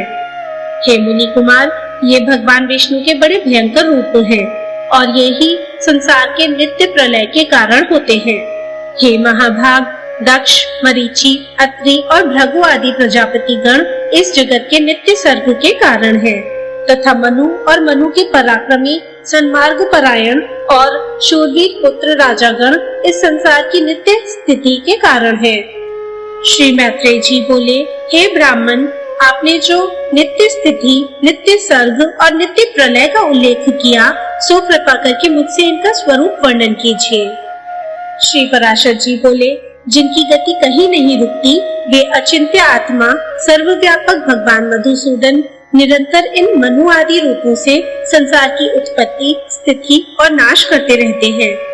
हे द्विज, समस्त भूतों का 4 प्रकार का प्रलय है, नैमित्तिक, प्राकृतिक, आत्यांतिक और नित्य। उनमें से नैमित्तिक प्रलय ही ब्रह्म प्रलय है, जिसमें जगतपति ब्रह्मा जी कल्पांत में शयन करते हैं, तथा प्राकृतिक प्रलय में ब्रह्मांड प्रकृति में लीन हो जाता है। ज्ञान के द्वारा योगी का परमात्मा में लीन हो जाना आत्यांतिक प्रलय है, और रात दिन जो भूतों का क्षय होता है, वही नित्य प्रलय है। प्रकृति से महतत्व आदि कर्म से जो सृष्टि होती है, वह प्राकृतिक सृष्टि कहलाती है, और अवान्तर प्रलय के अनंतर जो ब्रह्मा के द्वारा चराचर जगत की उत्पत्ति होती है, वह दैनंदिनी सृष्टि कहलाती है। और हे मुनि श्रेष्ठ, जिसमें प्रतिदिन प्राणियों की उत्पत्ति होती रहती है, उसे नित्य सृष्टि कहते हैं। इस प्रकार समस्त शरीर में स्थित भूत भावन भगवान विष्णु जगत की उत्पत्ति, स्थिति और प्रलय करते रहते हैं। हे मैत्रेय, सृष्टि, स्थिति और विनाश की इन वैष्णवी शक्तियों का समस्त शरीरों में समान भाव से दिन रात संचार होता रहता है। हे ब्राह्मण, ये तीनों महती शक्तियाँ त्रिगुणमयी हैं, अतः जो इन तीनों गुणों का अतिक्रमण कर जाता है, वह परम पद को ही प्राप्त कर लेता है, फिर जन्म मरण आदि के चक्र में नहीं पड़ता। श्री पराशर जी बोले, हे महामुने, मैंने तुमसे ब्रह्मा जी के तामस सर्ग का वर्णन किया, अब मैं रुद्र सर्ग का वर्णन करता हूँ, सो सुनो। कल्प के आदि में अपने समान पुत्र उत्पन्न होने के लिए चिंतन करते हुए ब्रह्मा जी की गोद में नील लोहित वर्ण के एक कुमार का प्रादुर्भाव हुआ। हे द्विजोत्तम, जन्म के अनंतर ही वह जोर जोर से रोने और इधर उधर दौड़ने लगा। उसे रोता देख ब्रह्मा जी ने उससे पूछा, तू क्यों रोता है? उसने कहा, मेरा नाम रखो। तब ब्रह्मा जी बोले, हे देव, तेरा नाम रुद्र है, अब तू मत रो, धैर्य धारण कर। ऐसा कहने पर भी वह 7 बार और रोया। तब भगवान ब्रह्मा जी ने उसके 7 नाम और रखे, तथा उन 8 के स्थान स्त्री और पुत्र भी निश्चित किए। हे द्विज, प्रजापति ने उसे भव, शर्व, ईशान, पशुपति, भीम, उग्र और महादेव कहकर संबोधित किया। यही उसके नाम रखे और इनके स्थान भी निश्चित किए। सूर्य, जल, पृथ्वी, वायु, अग्नि, आकाश, यज्ञ में दीक्षित ब्राह्मण और चंद्रमा, ये क्रमशः उनकी मूर्तियां हैं। हे द्विज श्रेष्ठ, रुद्रादि नामों के साथ उन सूर्य आदि मूर्तियों की क्रमशः सुवर्चला, उषा, विकेशी, अपरा, शिवा, स्वाहा, दिशा, दीक्षा और रोहिणी नाम की पत्नियां हैं। हे महाभाग, अब उनके पुत्रों के नाम सुनो। उन्हीं के पुत्र पौत्रादि से यह संपूर्ण जगत परिपूर्ण है। शनैश्चर, शुक्र, लोहितांग, मनोजव, स्कंद, सर्ग, संतान और बुद्ध, ये क्रमशः उनके पुत्र हैं। ऐसे भगवान रुद्र ने प्रजापति दक्ष की अनिंदिता पुत्री सती को अपनी भार्या रूप से ग्रहण किया। हे द्विज सत्तम, उस सती ने दक्ष पर कुपित होने के कारण अपना शरीर त्याग दिया था। फिर वह मैना के गर्भ से हिमाचल की पुत्री उमा हुई। भगवान शंकर ने उस अनन्य परायणा उमा से फिर भी विवाह किया। भृगु के द्वारा ख्याति ने धाता और विधाता नामक 2 देवताओं को तथा लक्ष्मी जी को जन्म दिया, जो भगवान विष्णु की पत्नी हुई। श्री मैत्रेय जी बोले, भगवान, सुना जाता है कि लक्ष्मी जी तो अमृत मंथन के समय क्षीर सागर से उत्पन्न हुई थी। फिर आप ऐसा कैसे कहते हैं कि वे प्रभु के द्वारा ख्याति से उत्पन्न हुई? श्री पराशर जी बोले, हे द्विजोत्तम, भगवान का कभी संग ना छोड़ने वाली जग जननी लक्ष्मी जी तो नित्य ही है, और जिस प्रकार श्री विष्णु भगवान सर्वव्यापक है, वैसे ही वे भी हैं। विष्णु अर्थ है और ये वाणी है, हरि नियम है और ये नीति है, भगवान विष्णु बोध है और ये बुद्धि है, तथा वे धर्म है और ये सत्क्रिया है। हे मैत्रेय, भगवान जगत के सृष्टा है और लक्ष्मी जी सृष्टि है। श्री हरि भूधर है और लक्ष्मी जी भूमि है, तथा भगवान संतोष है और लक्ष्मी जी नित्य तुष्टि है। भगवान काम है, लक्ष्मी जी इच्छा है, ये यज्ञ है और ये दक्षिणा है। श्री जनार्दन पुरोडाश है और देवी लक्ष्मी जी घी की आहुति है। हे मुने, मधुसूदन यजमान ग्रह है और लक्ष्मी जी पत्नीशाला है। श्री हरि यूप है और लक्ष्मी जी चिति है, तथा भगवान कुशा है और लक्ष्मी जी इदमा है। भगवान साम स्वरूप है और श्री कमला देवी उद्गीति है। जगतपति भगवान वासुदेव हुताशन है और श्री लक्ष्मी जी स्वाहा है। हे द्विजोत्तम, भगवान विष्णु शंकर है और श्री लक्ष्मी जी गौरी है, तथा हे मैत्रेय, श्री केशव सूर्य है और कमल वासिनी श्री लक्ष्मी जी उनकी प्रभा है। श्री विष्णु पितृगण है और श्री कमला नित्य पुष्टिदायिनी स्वधा है। विष्णु अति विस्तीर्ण सर्वात्मक अवकाश है और लक्ष्मी जी स्वर्गलोक है। भगवान श्रीधर चंद्रमा है और श्री लक्ष्मी जी उनकी अक्षय कांति है। श्री हरि सर्वगामी वायु है और लक्ष्मी जी जगत की गति और आधार है। हे महामुने, श्री गोविंद समुद्र है और हे द्विज, लक्ष्मी जी उसकी तरंग है। भगवान मधुसूदन देवराज इंद्र है और लक्ष्मी जी इंद्राणी है। चक्रपाणी भगवान यम है और श्री कमला यम पत्नी दुमोदना है। देवादिदेव श्री विष्णु कुबेर है और श्री लक्ष्मी जी साक्षात रिद्धि है। श्री केशव स्वयं वरुण है और महाभागा लक्ष्मी जी गौरी है। हे द्विजराज, श्री हरि देव सेनापति स्वामी कार्तिकेय है और श्री लक्ष्मी जी देवसेना है। हे द्विजोत्तम, भगवान गदाधर आश्रय है और लक्ष्मी जी शक्ति है। भगवान निमेष है और लक्ष्मी जी काष्ठा है। वे मूर्त है और ये कला है। सर्वेश्वर स्वरूप श्री हरि दीपक है और श्री लक्ष्मी जी ज्योति है। श्री विष्णु वृक्ष रूप है और जगन्माता श्री लक्ष्मी जी लता है। श्री विष्णु दिन है और लक्ष्मी जी रात्रि है। वरदायक श्री हरि वर है और पद्म निवासिनी श्री लक्ष्मी जी वधु है। भगवान नद है और श्री जी नदी है। कमल नयन भगवान ध्वजा है और कमलालया लक्ष्मी जी पताका है। जगदीश्वर परमात्मा नारायण लोभ है और लक्ष्मी जी तृष्णा है। तथा हे मैत्रेय, रति और राग भी साक्षात श्री लक्ष्मी और गोविंद रूप ही है। अधिक क्या कहा जाए? संक्षेप में यह कहना चाहिए कि देव, तिर्यक और मनुष्य आदि में पुरुषवाची भगवान हरि है और स्त्रीवाची श्री लक्ष्मी जी, इनके परे और कोई नहीं है। श्री पराशर जी बोले, हे मैत्रेय, तुमने इस समय मुझसे जिसके विषय में पूछा है वह लक्ष्मी जी का इतिहास मैंने भी मरीचि ऋषि से सुना था। वह मैं तुम्हें सुनाता हूँ, सावधान होकर सुनो। एक बार भगवान शंकर के अंश अवतार श्री दुर्वासा जी पृथ्वी तल में विचर रहे थे। घूमते घूमते उन्होंने एक विद्याधरी के हाथों में संतानक पुष्पों की एक दिव्य माला देखी। उसकी गंध से सुगंधित होकर वह वन वनवासियों के लिए अति सेवनीय हो रहा था। तब उन उन्मत्त वृत्ति वाले विप्रवर ने वह सुंदर माला देखकर उसे उस विद्याधर सुंदरी से मांगा। उनके मांगने पर बड़े बड़े नेत्रों वाली विद्याधरी ने उन्हें आदर पूर्वक प्रणाम कर वह माला दे दी। हे मैत्रेय, उन उन्मत्त वेशधारी विप्रवर ने उसे लेकर अपने मस्तक पर डाल लिया और पृथ्वी पर विचरने लगे।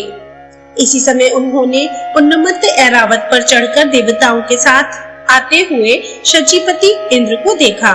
उन्हें देखकर मुनिवर दुर्वासा ने उन्मत्त के समान वह माला अपने सिर पर से उतारकर देवराज इंद्र के ऊपर फेंक दी। देवराज ने उसे लेकर ऐरावत के मस्तक पर डाल दी। उस समय वह ऐसी सुशोभित हुई मानो कैलाश पर्वत के शिखर पर श्री गंगा जी विराजमान हो। उस मदोन्मत्त हाथी ने भी उसकी गंध से आकर्षित हो उसे सूंड से सूंघकर पृथ्वी पर फेंक दिया। हे मैत्रेय, यह देखकर मुनि श्रेष्ठ भगवान दुर्वासा जी अति क्रोधित हुए और देवराज इंद्र से इस प्रकार बोले। दुर्वासा जी ने कहा, अरे ऐश्वर्य के मध्य से दूषित चित्त इंद्र, तू बड़ा ढीठ है। तूने मेरी दी हुई माला का कुछ भी आदर नहीं किया। अरे तूने ना तो प्रणाम करके बड़ी कृपा की, ऐसा ही कहा, और ना हर्ष से प्रसन्न वदन होकर उसे अपने सिर पर ही रखा। अरे मूढ़, तूने मेरी दी हुई माला का कुछ भी मूल्य नहीं किया, इसलिए तेरा त्रिलोकी का वैभव नष्ट हो जाएगा। हे इंद्र, निश्चय ही तू मुझे और ब्राह्मणों के समान ही समझता है, इसलिए तुझ अतिमानी ने हमारा इस प्रकार अपमान किया है। तूने मेरी दी हुई माला को पृथ्वी पर फेंका है, इसलिए तेरा यह त्रिभुवन भी शीघ्र ही श्रीहीन हो जाएगा। अरे देवराज, जिसके क्रुद्ध होने पर संपूर्ण चराचर जगत भयभीत हो जाता है, उस मेरा ही तूने अति गर्व से इस प्रकार अपमान किया। श्री पराशर जी बोले, तब तो इंद्र ने तुरंत ही ऐरावत हाथी से उतरकर निष्पाप मुनिवर दुर्वासा जी को अनुनय विनय करके प्रसन्न किया। तब उसके प्रणाम आदि करने से प्रसन्न होकर मुनि श्रेष्ठ दुर्वासा जी उससे इस प्रकार कहने लगे। दुर्वासा जी बोले, इंद्र, मैं कृपालु चित्त नहीं हूँ, मेरे अंतःकरण में क्षमा को स्थान नहीं है। वे मुनिजन तो और ही हैं, तुम समझो, मैं तो दुर्वासा हूँ ना। गौतम आदि अन्य मुनिजनों ने व्यर्थ ही तुझे इतना मुंह लगा दिया है, पर याद रख, मुझ दुर्वासा का सर्वस्व तो क्षमा ना करना ही है। दया मूर्ति वशिष्ठ आदि के बढ़ बढ़कर स्तुति करने से तू इतना गर्वीला हो गया कि आज मेरा भी अपमान करने चला है। अरे इंद्र, आज त्रिलोकी में ऐसा कौन है जो मेरे प्रज्वलित जटा कलाप और टेढ़ी भ्रकटी को देखकर भयभीत ना हो जाए। अरे शतक्रतो, तू बारंबार अनुनय विनय करने का ढोंग क्यों करता है? तेरे इस कहने सुनने से क्या होगा? मैं क्षमा नहीं कर सकता। श्री पराशर जी बोले, हे ब्राह्मण, इस प्रकार कह वे विप्रवर वहां से चल दिए और इंद्र भी ऐरावत पर चढ़कर अमरावती को चले गए। हे मैत्रेय, तभी से इंद्र के सहित तीनों लोग वृक्षलता आदि के क्षीण हो जाने से श्रीहीन और नष्ट भ्रष्ट होने लगे। तब से यज्ञों का होना बंद हो गया, तपस्वियों ने तप करना छोड़ दिया तथा लोगों का दान आदि धर्मों में चित्त नहीं रहा। हे द्विजोत्तम, संपूर्ण लोक लोभ आदि के वशीभूत हो जाने से सत्व शून्य हो गए और तुच्छ वस्तुओं के लिए भी लालायित रहने लगे। जहाँ सत्व होता है वहीं लक्ष्मी रहती है और सत्व भी लक्ष्मी का ही साथी है। श्रीहीनों में भला सत्व कहाँ, और बिना सत्व के गुण कैसे ठहर सकते हैं? बिना गुणों के पुरुष में बल, शौर्य आदि सभी का अभाव हो जाता है और निर्बल तथा अशक्त पुरुष सभी से अपमानित होता है। अपमानित होने पर प्रतिष्ठित पुरुष की बुद्धि बिगड़ जाती है। इस प्रकार त्रिलोकी के श्रीहीन और सत्व रहित हो जाने पर दैत्य और दानवों ने देवताओं पर चढ़ाई कर दी। सत्व और वैभव से शून्य होने पर भी दैत्यों ने लोभवश निसत्व और श्रीहीन देवताओं से घोर युद्ध ठाना। अंत में दैत्यों द्वारा देवता लोग परास्त हुए। तब इंद्र आदि समस्त देवगण अग्निदेव को आगे कर महाभाग पितामह श्री ब्रह्मा जी की शरण में गए। देवताओं से संपूर्ण वृतांत सुनकर श्री ब्रह्मा जी ने उनसे कहा, हे देवगण, तुम दैत्य दलन भगवान विष्णु की शरण में जाओ, जो संसार की उत्पत्ति, स्थिति और संहार के कारण है और जो चराचर के ईश्वर, प्रजापतियों के स्वामी, सर्वव्यापक, अनंत और अजय हैं, तथा जो अजन्मा किंतु कार्य रूप में परिणत हुए मूल प्रकृति और पुरुष के कारण है एवं शरणागत वत्सल है। शरण में जाने पर वे अवश्य तुम्हारा मंगल करेंगे। श्री पराशर जी बोले, हे मैत्रेय, संपूर्ण देवगणों से इस प्रकार कह लोक पितामह श्री ब्रह्मा जी भी उनके साथ क्षीर सागर के उत्तरी तट पर गए। वहां पहुंचकर पितामह ब्रह्मा जी ने समस्त देवताओं के साथ श्री विष्णु भगवान की अति मंगलमय वाक्यों से स्तुति की। ब्रह्मा जी कहने लगे, जो समस्त अणुओं से भी अणु और पृथ्वी आदि समस्त भारी पदार्थों से भी भारी हैं, उन पृथ्वी के आधार स्वरूप अप्रकाश्य, अभेद्य, सर्वरूप, सर्वेश्वर, अनंत, अज और अव्यय नारायण को मैं नमस्कार करता हूँ। मेरे सहित संपूर्ण जगत जिसमें स्थित है जिससे उत्पन्न हुआ है और जो देव सर्वभूतमय है तथा जो पर से भी पर है, जो पर पुरुष से भी पर है, भक्ति मुक्ति लाभ के लिए मोक्षकामी मुनिजन जिनका ध्यान करते हैं तथा जिस ईश्वर में सत्वादी प्राकृतिक गुणों का सर्वथा अभाव है, वह समस्त शुद्ध पदार्थों से भी परम शुद्ध परात्म स्वरूप आदि पुरुष हम पर प्रसन्न हो। जिस शुद्ध स्वरूप भगवान की शक्ति, कला, काष्ठा और मुहूर्त आदि काल क्रम का विषय नहीं है, वे भगवान विष्णु हम पर प्रसन्न हो। जो शुद्ध स्वरूप होकर भी उपचार से परमेश्वर लक्ष्मीपति कहलाते हैं और जो समस्त देहधारियों के आत्मा है, वे श्री भगवान विष्णु हम पर प्रसन्न हो। जो कारण और कार्य रूप है तथा कारण के भी कारण और कार्य के भी कार्य हैं, वे श्री हरि हम पर प्रसन्न हो। जो विशुद्ध बोध स्वरूप नित्य, अजन्मा, अक्षय, अव्यय, अव्यक्त और अविकारी है, वही विष्णु का परम पद है। जो न स्थूल है, न सूक्ष्म और न किसी अन्य विशेषण का विषय है, वही भगवान विष्णु का नित्य निर्मल परम पद है। हम उसको प्रणाम करते हैं। जिसके अयुतांश के अयुतांश में यह विश्व रचना की शक्ति स्थित है तथा जो पर ब्रह्म स्वरूप है, उस अव्यय को हम प्रणाम करते हैं। नित्य युक्त योगी गण अपने पुण्य पाप आदि का क्षय हो जाने पर ओंकार द्वारा चिंतनीय जिस अविनाशी पद का साक्षात्कार करते हैं, वही भगवान विष्णु का परम पद है। जिसको देवगण, मुनिगण, शंकर और मैं कोई भी नहीं जान सकते, वही परमेश्वर श्री विष्णु का परम पद है। जिस अभूतपूर्व देव की ब्रह्मा, विष्णु और शिव रूप शक्तियां हैं, वही भगवान विष्णु का परम पद है। हे सर्वेश्वर, हे सर्वभूतात्मन, हे सर्वरूप, हे सर्वाधार, हे अच्युत, हे विष्णु, हम भक्तों पर प्रसन्न होकर हमें दर्शन दीजिए। श्री पराशर जी बोले। ब्रह्मा जी के इन वचनों को सुनकर देवगण भी प्रणाम करके बोले, प्रभु हम पर प्रसन्न होकर हमें दर्शन दीजिए। हे अच्युत, जिसे ये भगवान ब्रह्मा जी भी नहीं जानते, आपके उस परम पद को हम प्रणाम करते हैं। तदनंतर ब्रह्मा और देवगणों के बोल चुकने पर बृहस्पति आदि समस्त देवर्षि गण कहने लगे, जो परम यज्ञ पुरुष हैं और पूर्वजों के भी पूर्व पुरुष हैं, उन जगत के रचयिता परमात्मा को हम नमस्कार करते हैं। हे भगवान, हे अव्यय, हम सब शरणागतों पर आप प्रसन्न होइए और दर्शन दीजिए। हे नाथ, हमारे सहित ये ब्रह्मा जी, रुद्रों के सहित भगवान शंकर, 12 आदित्यों के सहित भगवान पूषा, अग्नियों के सहित पावक और ये दोनों अश्विनी कुमार, 8 वसु, समस्त मरुदगण, साध्यगण, विश्वेदेव तथा देवराज इंद्र, ये सभी देवगण दैत्य सेना से पराजित होकर अति विनीत हो आपकी शरण में आए हैं। श्री पराशर जी बोले, हे मैत्रेय, इस प्रकार स्तुति किए जाने पर शंख चक्रधारी भगवान परमेश्वर उनके सम्मुख प्रकट हुए।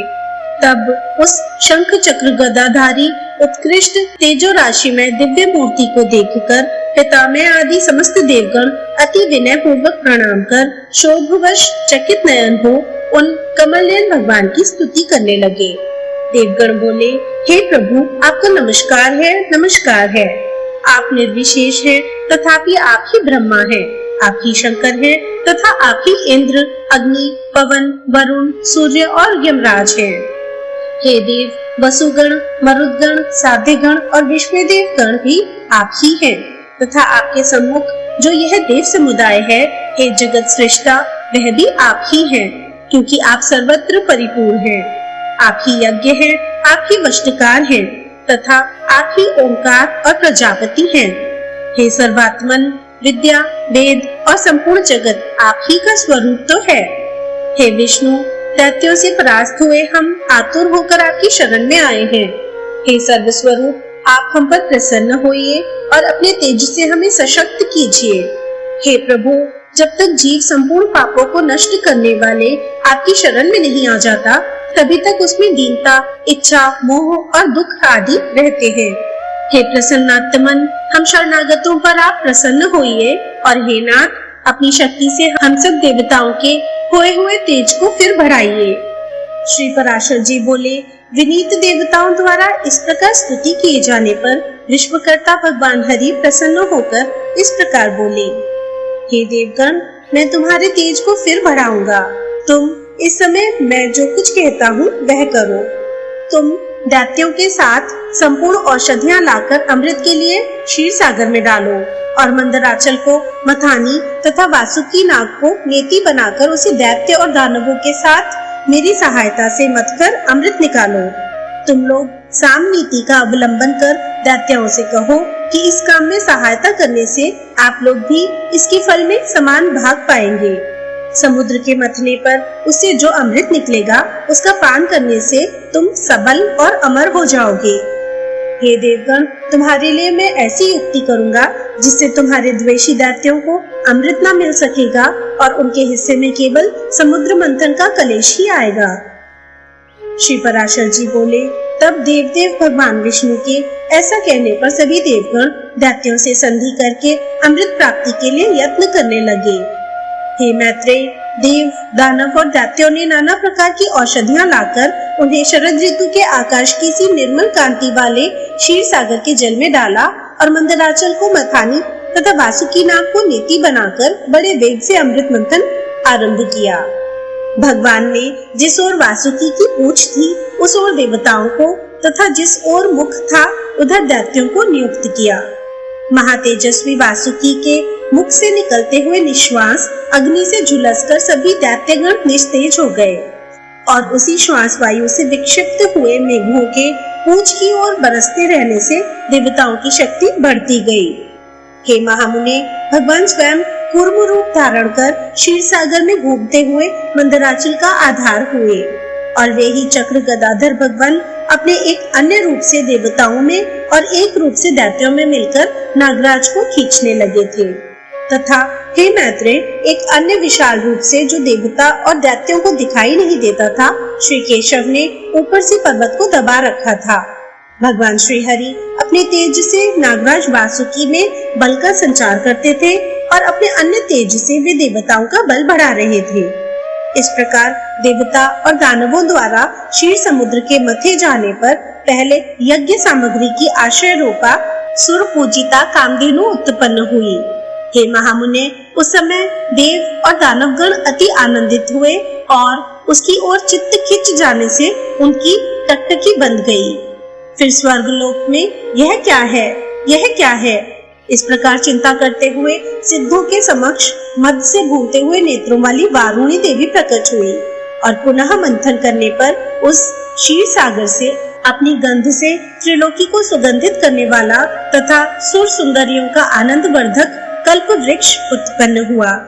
हे मैत्रेय, तत्पश्चात क्षीर सागर से रूप और उदारता आदि गुणों से युक्त अति अद्भुत अप्सराएं प्रकट हुई।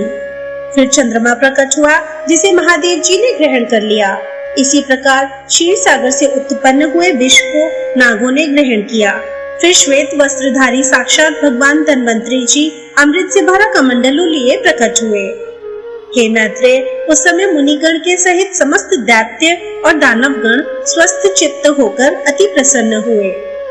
उसके पश्चात विकसित कमल पर विराजमान कांतिमयी श्री लक्ष्मी देवी हाथों में कमल पुष्प धारण किए क्षीर समुद्र से प्रकट हुई।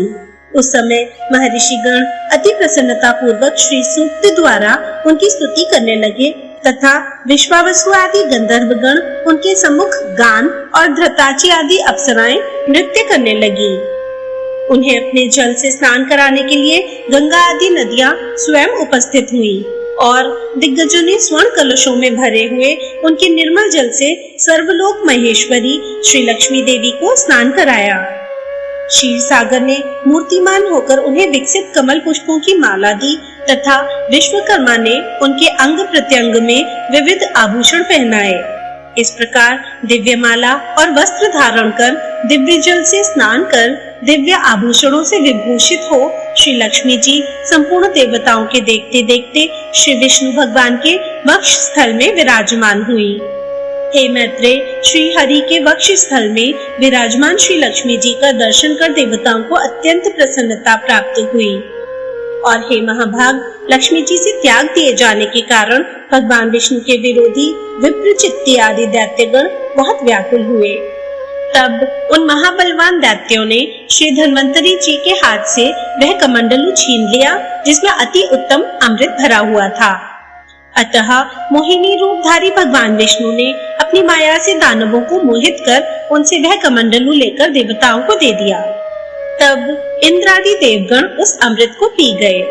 इससे दैत्य लोग अति तीखे खड्ग आदि शस्त्रों से सुसज्जित हो उनके ऊपर टूट पड़े, किंतु अमृत पान के कारण बलवान हुए देवताओं द्वारा मारी काटी जाकर दैत्यों की संपूर्ण सेना दिशा विदिशाओं में भाग गई और कुछ पाताल लोक में भी चली गई। फिर देवगण प्रसन्नता पूर्वक शंकर चक्र गदाधारी भगवान को प्रणाम कर पहले के समान स्वर्ग का शासन करने लगे। हे मुनि श्रेष्ठ, उस समय से प्रखर तेजो युक्त भगवान सूर्य अपने मार्ग से तथा अन्य तारागण भी अपने अपने मार्ग से चलने लगे। सुंदर दीप्तिशाली भगवान अग्निदेव अत्यंत प्रज्वलित हो उठे और उसी समय से समस्त प्राणियों की धर्म में प्रवृत्ति हो गई। हे द्विजोत्तम, त्रिलोकी श्री संपन्न हो गई और देवताओं में श्रेष्ठ इंद्र भी पुनः श्रीमान हो गए। तदनंतर इंद्र ने स्वर्गलोक में जाकर फिर से देवराज्य पर अधिकार पाया और राज सिंहासन पर आरूढ़ हो श्री लक्ष्मी जी की इस प्रकार स्तुति की। इंद्र बोले, संपूर्ण लोकों की जननी, विकसित कमल के जैसे नेत्रों वाली भगवान विष्णु के वक्षस्थल में विराजमान श्री लक्ष्मी देवी को मैं नमस्कार करता हूँ। कमल ही जिनका निवास स्थान है, कमल ही जिनके कर कमलों में सुशोभित है तथा कमल दल के समान ही जिनके नेत्र हैं, उन कमल मुखी कमलनाभ प्रिया श्री कमला देवी की मैं वंदना करता हूँ। हे देवी, तुम सिद्धि हो, स्वधा हो, स्वाहा हो, सुधा हो और त्रिलोकी को पवित्र करने वाली हो तथा तुम ही संध्या, रात्रि, प्रभा, विभूति, मेधा, श्रद्धा और सरस्वती हो। हे शोभने, यज्ञ विद्या, महाविद्या और गुहा विद्या तुम ही हो तथा हे देवी, तुम ही मुक्ति फलदायिनी आत्म विद्या हो। हे देवी, तर्क विद्या, वेद त्रय, वार्ता और दंड नीति भी तुम ही हो। तुम ही ने अपने शांत और उग्र रूपों से यह समस्त संसार व्याप्त किया हुआ है। हे देवी, तुम्हारे बिना और ऐसी कौन स्त्री है जो देवदेव भगवान गदाधर के योगी जन चिंतित सर्व यज्ञ में शरीर का आश्रय पा सके। हे देवी, तुम्हारे छोड़ देने पर संपूर्ण त्रिलोकी नष्ट प्राय हो गई थी, अब तुम्ही ने उसे पुनः जीवन दान दिया है। हे महाभागे, स्त्री, पुत्र, गृह, धन, धान्य तथा सुहद्र, ये सब सदा आपके ही दृष्टिपात से मनुष्यों को मिलते हैं। हे देवी, तुम्हारी कृपा दृष्टि के पात्र पुरुषों के लिए शारीरिक आरोग्य, ऐश्वर्य, शत्रु पक्ष का नाश और सुख आदि कुछ भी दुर्लभ नहीं है। तुम संपूर्ण लोकों की माता हो और देवदेव भगवान हरि पिता हैं। हे माता, तुमसे और श्री विष्णु भगवान से यह सकल चराचर जगत व्याप्त है। हे सर्व पावनी मातेश्वरी, हमारे कोष, पशुशाला, गृह, भोग सामग्री, शरीर और स्त्री आदि को आप कभी न त्यागे, अर्थात इनमें भरपूर रहें। विष्णु वक्षस्थल निवासिनी, हमारे पुत्र, सुहृदय, पशु और भूषण आदि को आप कभी न छोड़ें। हे अमले, जिन मनुष्यों को तुम छोड़ देती हो, उन्हें सत्व, सत्य, शौच और शील आदि गुण भी शीघ्र ही त्याग देते हैं और तुम्हारी कृपा दृष्टि होने पर तो गुणहीन पुरुष भी शीघ्र ही शील आदि संपूर्ण गुण और कुलीनता तथा ऐश्वर्य आदि से संपन्न हो जाते हैं। हे देवी, जिस पर तुम्हारी कृपा दृष्टि है वही प्रशंसनीय है, वही गुणी है, वही धन्य भाग्य है, वही कुलीन और बुद्धिमान है तथा वही शूरवीर और पराक्रमी है। हे विष्णु प्रिय, हे जगजननी, तुम जिससे विमुख हो उसके तो शील आदि सभी गुण तुरंत अवगुण रूप हो जाते हैं। हे देवी, तुम्हारे गुणों का वर्णन करने में तो श्री ब्रह्मा जी की रचना भी समर्थ नहीं है, फिर मैं क्या कर सकता हूँ। अतः हे कमल नयने, अब मुझ पर प्रसन्न हो और मुझे कभी न छोड़ो। श्री पराशर जी बोले, हे द्विज, इस प्रकार स्तुति किए जाने पर श्री लक्ष्मी जी सब देवताओं के सुनते हुए इंद्र से इस प्रकार बोली। श्री लक्ष्मी जी बोली, हे देवेश्वर इंद्र, मैं तेरे स्तोत्र से अति प्रसन्न हूँ। तुझको जो अभीष्ट हो वही वर मांग ले, मैं तुझे वर देने के लिए ही यहाँ आई हूँ। इंद्र बोले, हे देवी, यदि आप वर देना चाहती हैं और मैं यदि वर पाने योग्य हूँ तो मुझको पहला वर तो यही दीजिए कि आप इस त्रिलोकी का कभी त्याग न करें, और हे समुद्र संभवे, दूसरा वर मुझे यह दीजिए कि जो कोई आपकी इस स्तोत्र से स्तुति करे उसे आप कभी न त्यागे।